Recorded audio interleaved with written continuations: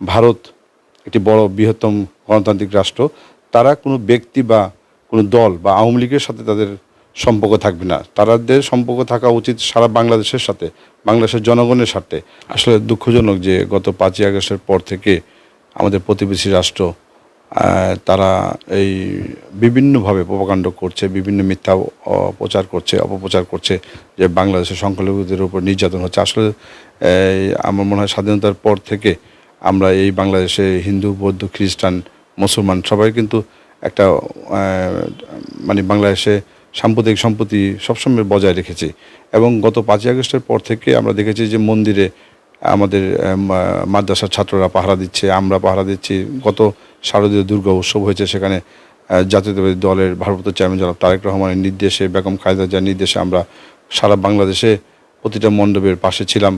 এবং হিন্দু সম্প্রদায়ের যারা ভাইরা আছে তারাও কিন্তু আমাদেরকে স্বাগত জানিয়েছে, বিশেষ করে জাতীয়তাবাদী যুব দল। আমরা প্রতিটা জায়গায় আমরা তাদের পাশে ছিলাম, তারপরেও অপপ্রচার করছে। এটা অত্যন্ত দুঃখজনক। আমরা বলতে চাই যে আজকে এই জন্য কিন্তু আমরা ইন্ডিয়ান হাই কমিশনের আমরা স্মারকলিপি দিয়েছি, আমরা ওখানে আমরা আমাদের প্রতিবাদ জানিয়েছি। এবং আমরা আগামীকাল আমরা লং মার্চের কর্মসূচি দেওয়া হয়েছে। এগুলোর মধ্যে দিয়ে আমরা প্রতিবেশী রাষ্ট্রকে আমরা বলতে চাই যে অপপ্রচার বা যে ষড়যন্ত্র করা হচ্ছে সেটা কিন্তু আমরা এটা আমরা চাচ্ছি যে আমাদের যে কোনো গণতান্ত্রিক রাষ্ট্র তার রাষ্ট্রের স্বাধীনতা সার্বভৌমত্বের হুমকি যেন না হয়, সেটা তার অবস্থায় বজায় রাখবে। আমরা দেখতে পাচ্ছি যে ভারতে কিন্তু সংখ্যালঘুদের সবচেয়ে বেশি নির্যাতন করা হয়। সেখানে কিন্তু মুসলমানদেরকে বা বিভিন্ন মসজিদে বিভিন্নভাবে আজকে ঘোষণা দিয়ে কিন্তু তারা বিভিন্ন জায়গায় ক্ষতি করছে, বা মুসলিম কোনো মানুষকে, পথচারীকে তাকে আঘাত করছে। সেই তুলনায় কিন্তু বাংলাদেশ একটি উদাহরণ। এখানে কিন্তু কোনো সম্প্রদায় বলতে পারবে না যে এরকম কোনো নির্যাতন নিপীড়ন হয়েছে। তারপরেও পরিকল্পিতভাবে আজকে এই অপপ্রচার করা হচ্ছে, চক্রান্ত করা হচ্ছে।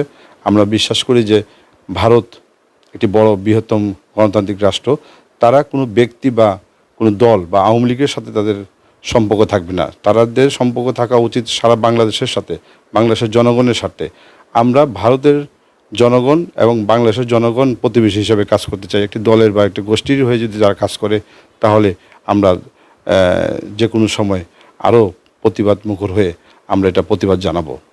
এটা অত্যন্ত দুঃখজনক। এটা একটা অপপ্রচার। আসলে আপনি দেখেন যে ভারতে কিন্তু এখন স্যানিটেশনের কোনো এখনও ব্যবস্থা হয়নি। এখনও কিন্তু ভারতে অনেক ধরনের অসহায় মানুষ আছে। এখানে তারা যদি আমাদেরকে অবহেলা করতে চায়, ছোট রাষ্ট্র হিসেবে তারা যদি আমাদেরকে অবমাননা করতে চায়, এটা অত্যন্ত দুঃখজনক। বাংলাদেশ একটি স্বাধীন সার্বভৌম রাষ্ট্র। তারা কিন্তু তাদের স্বাধীনতা যুদ্ধে আমরা জীবন দিয়ে এই দেশকে অর্জন করেছি, এবং তারপর থেকে কিন্তু বাংলাদেশ আজকে পৃথিবীতে একটি মাথা উঁচু করে আমরা আজকে বসবাস করছি। আমরা কিন্তু কারোর উপর নির্ভরশীল না। আর এই সমস্ত অপপ্রচার কিন্তু তারা একটা উদ্দেশ্যে হয়তো করছে। আমরা বিশ্বাস করি যে বাংলাদেশের যে অর্থনৈতিক অবস্থা বা বাংলাদেশের যে আর্থসামাজিক অবস্থা পৃথিবীর যে কোনো দেশের থেকে কোনো অংশে কম না।